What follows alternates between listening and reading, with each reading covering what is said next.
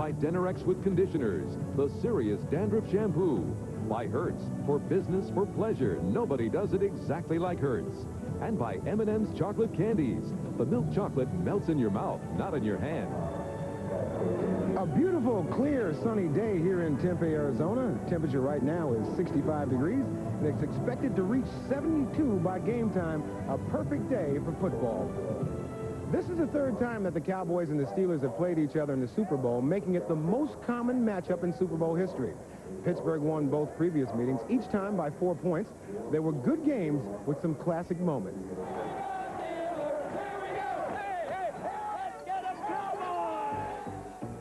The Steelers thought they were America's team, and we had that tag on us. Dallas was never America's team, not when we played them.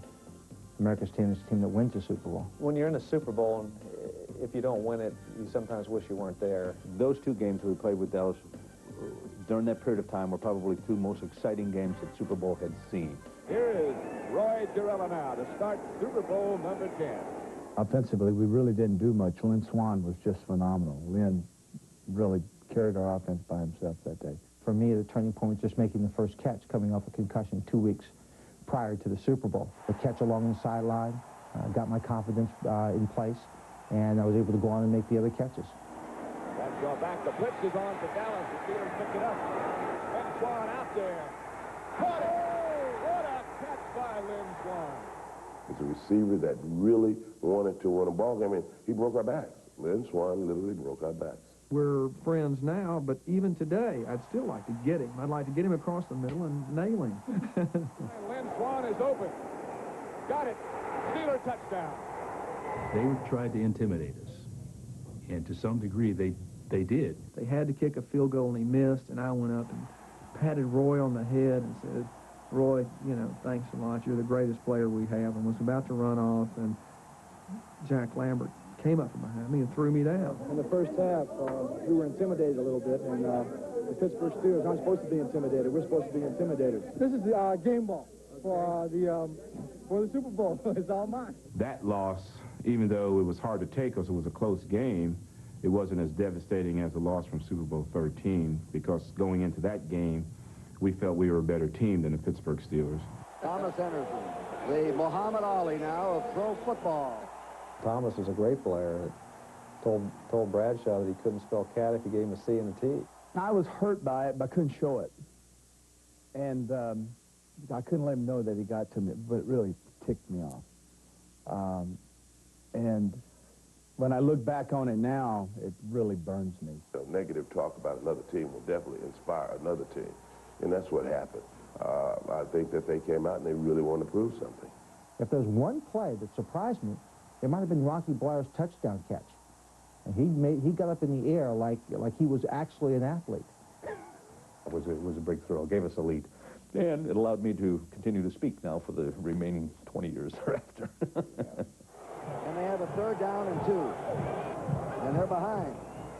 And they're going to throw. He's got it wide open. Drop. Veteran Jackie Smith. I think that's my favorite move of my head. You know, I said, oh, my gosh. You know, because I knew how much it meant to us and how much it meant to Jackie. Well, I've always thought about that as maybe divine intervention. I still can't watch it. I still have a tough time looking at that one play. And that's the only play I've ever seen in my life that I just can't watch. It wasn't the play that cost us the game. Even though we lost by 4 points, the dynamics that happened after Jackie's play are really what made a difference in the game. You saw some words between Thomas Henderson and Franco Harris, and then Harris popped in that huddle. I wonder if he said, get me a hole, boys. I want him.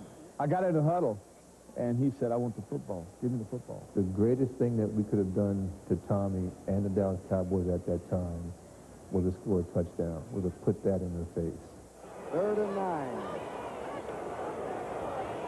Franco Harris sprints it through. Harris scores! When the game was over, and since we won, no hard feelings. He's going to throw. He heaves a Swann. Touchdown! We were the best. I mean, we're the best during that time, and one of the best during all time. So I think we accomplished something pretty special there. Mike Ditka was an assistant coach on both of those Cowboy teams under Tom Landry. And, Mike, I'm sure you have some very interesting memories of those games. Well, I do. Two great coaches. And, of course, Lynn Swann did dictate what happened in the game. But let me tell you, the big difference in these two games was we thought we were the best, and they knew they were the best. That was that simple. Well, obviously, having gone on and won some Super Bowls, Mike has great memories of Super Bowls. But having played on a team that never won one, I don't have any memories. Our coverage of Super Bowl 30 continues from Sun Devil Stadium in just a moment. Coming up, we'll look at the two X factors in Super Bowl 30, the Cowboys' Deion Sanders and the Steelers' Cordell Stewart. They talk about each other right after these messages.